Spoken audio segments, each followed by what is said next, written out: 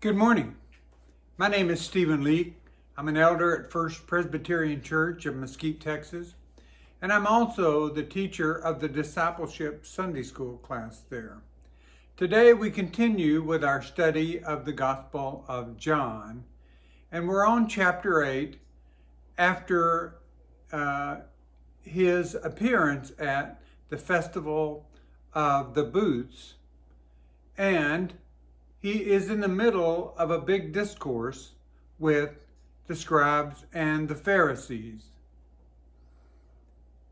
I want to remind you that our curriculum is based upon the daily Bible study series by Professor William Barclay, and that we're using the New Revised Standard Version of the Bible, which is the Bible that we use at our church. So let's get started. Our first scripture reading today is John 8:46 through 50. Which of you convicts me of sin? If I tell the truth, why do you not believe me? Whoever is from God hears the words of God. The reason you do not hear them is that you are not from God. The Jews answered him, "Are we not right in saying that you are a Samaritan and that you have a demon?" Jesus answered, "I do not have a demon, but I honor my Father, and you dishonor me. Yet I do not seek my own glory. There is one who seeks it, and he is the judge." Now, we must try to see this scene happening right before our eyes. There's drama here, and it's not only in the words, but in the pauses between the words. Jesus began with a tremendous claim. "Is there anyone here," he demanded, "who can point the finger at any evil in my life?" This is reminiscent of the story of the adulterous woman when he said, "The one who's without sin can cast the first stone." So after Jesus said this, "Is there anyone who can point the finger at any evil in my life?" we must imagine that he paused here. So there must have followed a silence during which the eyes of Jesus ranged around the crowd, waiting for anyone to accept the extraordinary challenge that he had just thrown down. And then the silence went on. As much as they would have liked, none could formulate a charge against him. When he had given them their chance, then Jesus spoke again. "You admit," he said, "that you find no charge against me. Then why do you not accept what I say?"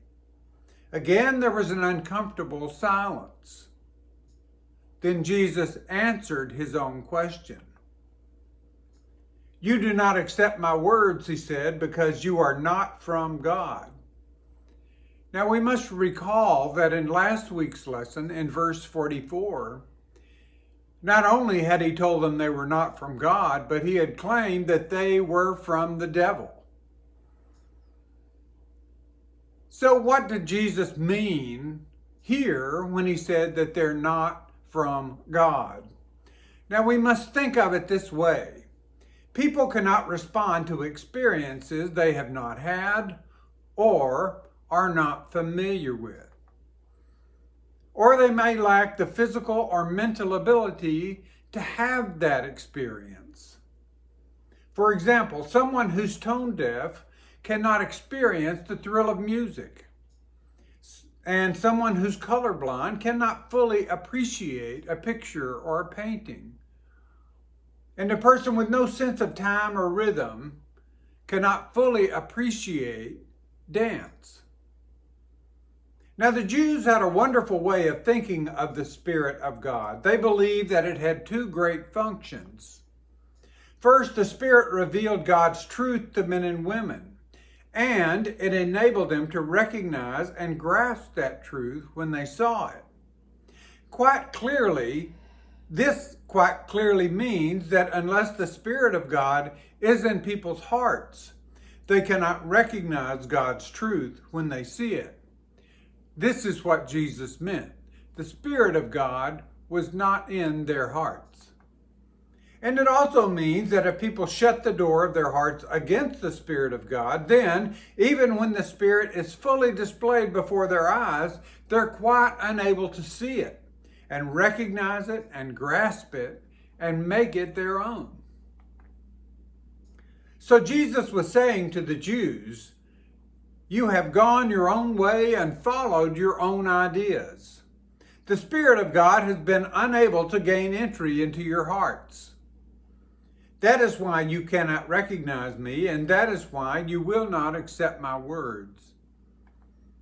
The Jews thought they were religious people, but because they had clung to their idea of religion instead of God's idea, they had drifted so far from God that they had lost God's true spirit.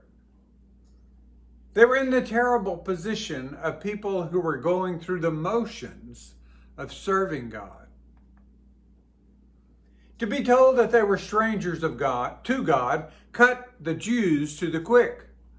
They hurled their invective against Jesus. As our translation has it, they accused Jesus of being a Samaritan and of being mad. And what did it mean? What did they mean by calling him a Samaritan? They meant that he was an enemy of Israel, for there was enmity between the Jews and the Samaritans. They also meant that he was a lawbreaker because he did not observe the law. And above all, they meant that he was a heretic, as Samaritans were all considered heretics.